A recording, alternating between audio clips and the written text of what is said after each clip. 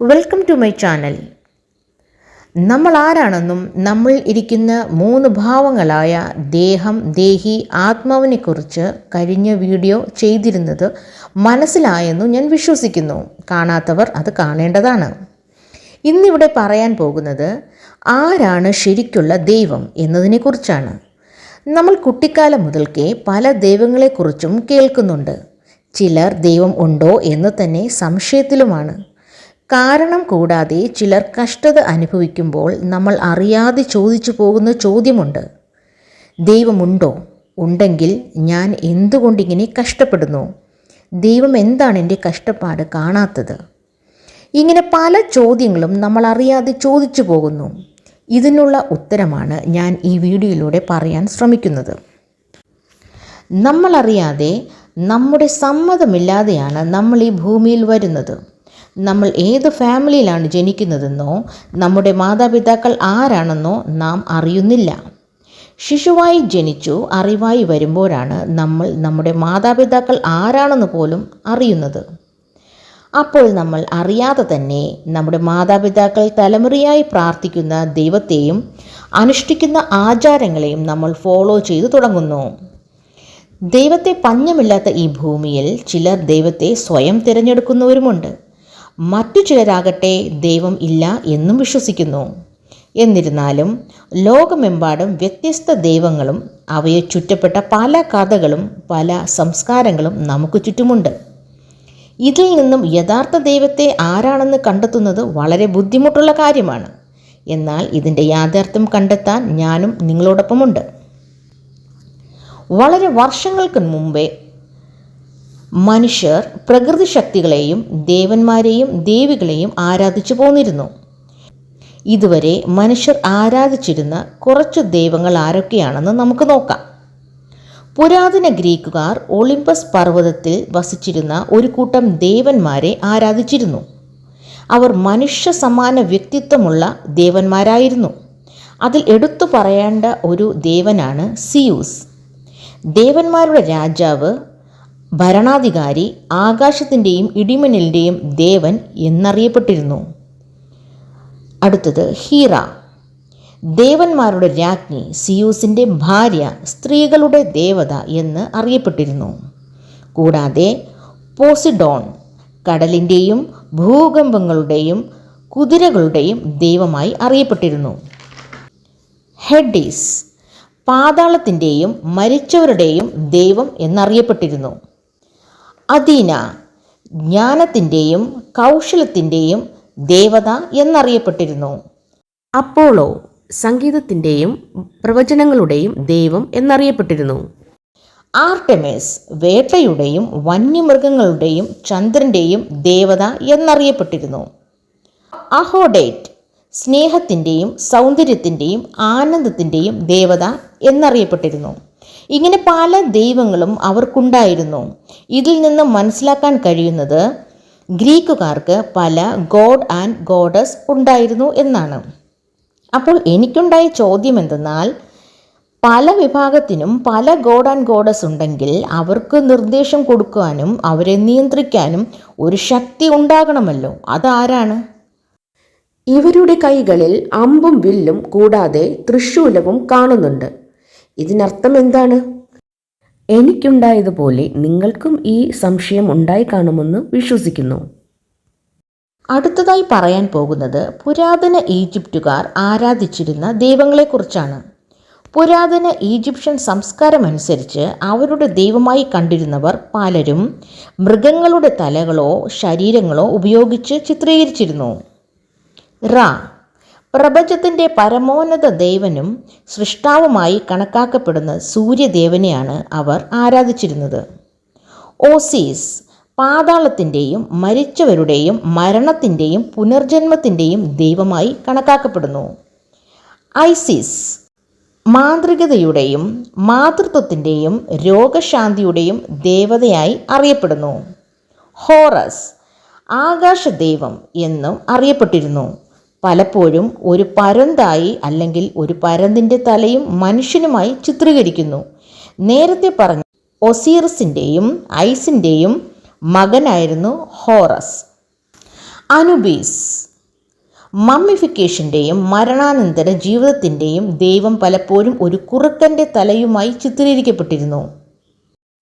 ഇനി പറയാൻ ആഗ്രഹിക്കുന്നത് ഹിന്ദു ദൈവങ്ങളെക്കുറിച്ചാണ്. ഹിന്ദു മതം പല ദേവന്മാരെയും ദേവികളെയും ആരാധിച്ചു പോന്നിരുന്നു. പ്രധാനമായി സൃഷ്ടി, സംരക്ഷണം, നാശം എന്നിങ്ങനെ തൃത്വമായ ത്രിമൂർത്തികളാണ് ബ്രഹ്മാവ്, വിഷ്ണു, ശിവൻ എന്നിങ്ങനെ അറിയപ്പെടുന്നു. ബ്രഹ്മാവ് സൃഷ്ടിയുടെ കർത്താവ് എന്നും, വിഷ്ണു സംരക്ഷകനായ ദൈവമെന്നും, ശിവൻ സംഹാരകനായ ദൈവം എന്നും അറിയപ്പെട്ടിരുന്നു. ഒരു സൃഷ്ടാവായ ദൈവമായി ബ്രഹ്മാവിനെ കണക്കാക്കുന്നതിനെങ്കിലും വിഷ്ണുവിനെയും ശിവനെയും അപേക്ഷിച്ച് കുറവായാണ് ആരാധിച്ചു വരുന്നത്.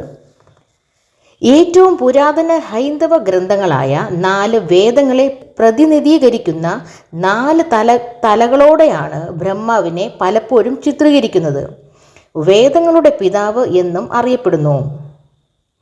ദേവതയായ സരസ്വതിയെ ആണ് ബ്രഹ്മാവിൻ്റെ ഭാര്യയായി പറയപ്പെടുന്നത്. പ്രജാപതി എന്ന് അറിയപ്പെടുന്നതും ബ്രഹ്മാവിനെയാണ്. കൂടാതെ ദേവി മഹാദേവി സമ്പത്തിൻ്റെ ദേവതയെന്നും, സരസ്വതി അറിവിൻ്റെ ദേവതയെന്നും, ദുർഗ ശക്തിയുടെ ദേവതയെന്നും അറിയപ്പെടുന്നു. ചില സൃഷ്ടി ഐതിഹ്യങ്ങളിൽ ആദിമജലത്തിൽ പൊങ്ങിക്കിടക്കുന്ന ഒരു സ്വർണ്ണ ഭ്രൂണത്തിൽ നിന്നും ബ്രഹ്മാവ് ഉയർന്നു വന്നു എന്ന് അറിയപ്പെടുന്നു. ബ്രഹ്മാവ് ഭരിക്കുന്ന ലോകമാണ് ബ്രഹ്മലോകം. അവസാനം ഒരു പ്രളയത്തോടെ എല്ലാം അവസാനിക്കുമെന്നും തുടർന്ന് പുനർജന്മം സംഭവിക്കുമെന്നും അവർ വിശ്വസിക്കുന്നു. ഇനി ത്രിമൂർത്തികളിൽ പ്രധാനമായ വിഷ്ണുവിനെ കുറിച്ചാണ് പറയുന്നത്. ധർമ്മത്തിൻ്റെ, അതായത് പ്രപഞ്ചക്രമത്തിൻ്റെ സംരക്ഷകനായാണ് വിഷ്ണുവിനെ കണക്കാക്കപ്പെടുന്നത്.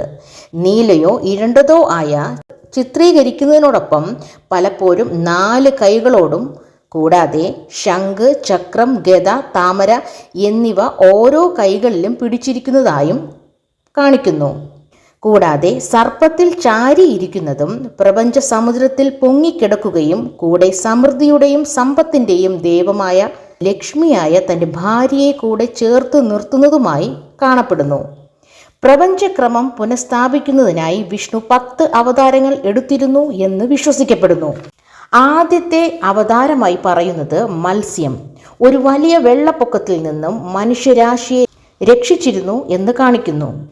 രണ്ടാമത്തേത് കൂർമൻ, അതായത് ആമ, സമുദ്ര മന്ഥൻ എന്നും അറിയപ്പെടുന്നു. പാൽക്കടൽ കടന്ന് അമൃത് ലഭിക്കാൻ സഹായിച്ചു എന്ന് വിശ്വസിക്കപ്പെടുന്നു. മൂന്നാമത് വരാഹം, പന്നി, ഹിരണ്യാക്ഷൻ എന്ന അസുരനിൽ നിന്നും ഭൂമിയെ രക്ഷിച്ചു എന്ന് കരുതപ്പെടുന്നു.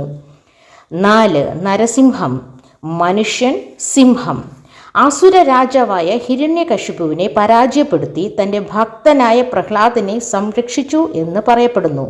5 വാമനൻ, അതായത് കുള്ളൻ, അസുര രാജാവായ ബാലിയെ കീഴടക്കി എന്ന് കരുതപ്പെടുന്നു.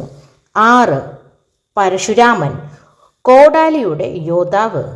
7 രാമൻ, നീതിക്ക് പേരുകേട്ടവൻ, രാമായണത്തിലെ നായകൻ. 8 കൃഷ്ണൻ, മഹാഭാരതത്തിലെയും ഭഗവത്ഗീതയിലെയും കേന്ദ്ര കഥാപാത്രം. 9 ബുദ്ധൻ, ചില പാരമ്പര്യങ്ങളിൽ അഹിംസയും കാരുണ്യവും പ്രോത്സാഹിപ്പിക്കുന്ന ഒരു അവതാരമായി അംഗീകരിക്കപ്പെടുന്നു. ബുദ്ധമത അനുയായികളെ വിശാലമായ ഹിന്ദു മതവിഭാഗത്തിലേക്ക് സംയോജിപ്പിക്കുന്നതിന് ഇങ്ങനെ ഉൾപ്പെടുത്തിയിരിക്കുന്നു എന്ന് ചിലർ പറയുന്നു. കൂടാതെ കൃഷ്ണന്റെ ജ്യേഷ്ഠനായ ബലരാമനെയാണ് 9ാമത്തെ അവതാരമായി പറയുന്നത് എന്നും ചിലർ വിശ്വസിക്കുന്നു. 10 കൽക്കി, യുഗത്തിൻ്റെ അവസാനത്തിൽ പ്രത്യക്ഷപ്പെടുന്നു എന്ന് വിശ്വസിക്കുന്നു. ത്രിമൂർത്തികളിൽ 3ാമതായി സംഹാരകൻ എന്ന് അറിയപ്പെടുന്നത് ശിവനെയാണ്. സൃഷ്ടിയുടെയും നാശത്തിൻ്റെയും ദയയുടെയും ക്രൂരതയുടെയും ഭാവമായി കണക്കാക്കപ്പെടുന്നു. ശിവനോടുകൂടെ 3ാം കണ്ണ്, ചന്ദ്രക്കല, തൃശൂലം, കഴുത്തിൽ ഒരു സർപ്പം എന്നിവ കാണുന്നുണ്ട്. 3ാം കണ്ണ്, അതായത് ഉൾക്കാഴ്ചയെ സൂചിപ്പിക്കുന്നു. ചന്ദ്രക്കല കാലക്രമങ്ങളെ സൂചിപ്പിക്കുന്നു. തൃശൂലം സൃഷ്ടി, സംരക്ഷണം, നാശം എന്നിവയെ സൂചിപ്പിക്കുന്നു. കഴുത്തിലെ സർപ്പം ഭയത്തിനും മരണത്തിനും മേലുള്ള ആധിപത്യം കാണിക്കുന്നു. ഭാര്യ പാർവതിയും 2 മക്കൾ ഗണേശനും സുബ്രഹ്മണ്യനും അടങ്ങുന്നതാണ് ശിവന്റെ കുടുംബം. ഗണേശനെ കുറിച്ച് പറയുകയാണെങ്കിൽ പാർവതി ഉണ്ടാക്കിയ മകനാണ് ഗണേശൻ. ആനയുടെ തലയോടെയാണ് ഗണപതിയെ കാണിക്കുന്നത്. ഇനി പറയുന്നത് ബുദ്ധനെ കുറിച്ചാണ്. ചരിത്രം: ബുദ്ധനായി സിദ്ധാർത്ഥ ഗൗതമനെ ദൈവത്തെക്കാൾ കഷ്ടപ്പാടുകളിൽ നിന്നുമുള്ള മോചനത്തിലേക്കുള്ള പാത കണ്ടെത്തിയ ഒരു പ്രബുദ്ധനായ വ്യക്തി എന്നു കരുതപ്പെടുന്നു. BC 6-ാം നൂറ്റാണ്ടിലാണ് ബുദ്ധിസം ഇന്ത്യയിൽ ആരംഭിച്ചത്. കർമ്മത്തിന് വളരെ പ്രാധാന്യം നൽകുന്നതിനാൽ ഭാവി ജീവിതങ്ങളെ രൂപപ്പെടുത്തുന്ന പ്രവൃത്തികൾക്ക് അനന്തരഫലങ്ങളുണ്ടെന്ന ആശയം ബുദ്ധമതക്കാർ വിശ്വസിക്കുന്നു. കൂടാതെ ജ്ഞാനോദയം കൈവരിക്കുന്നതുവരെ മരണത്തിൻ്റെയും പൂർണ്ണജന്മത്തിൻ്റെയും ചക്രം തുടരുമെന്നും വിശ്വസിക്കുന്നു. ഇനിയും പല ദൈവങ്ങളെക്കുറിച്ച് പറയാനുണ്ട്. എങ്കിലും വീഡിയോ വളരെ ലെന്തി ആയതിനാൽ ഞാനിവിടെ നിർത്തുന്നു. ബാക്കി ഇനി അടുത്ത വീഡിയോയിലൂടെ വരുന്നതാണ്. ഇതുപോലുള്ള വീഡിയോകൾ കാണുന്നതിനായി നിങ്ങൾ സബ്സ്ക്രൈബ് ചെയ്യുക. അടുത്ത വീഡിയോയ്ക്ക് വേണ്ടി കാത്തിരിക്കുക. താങ്ക്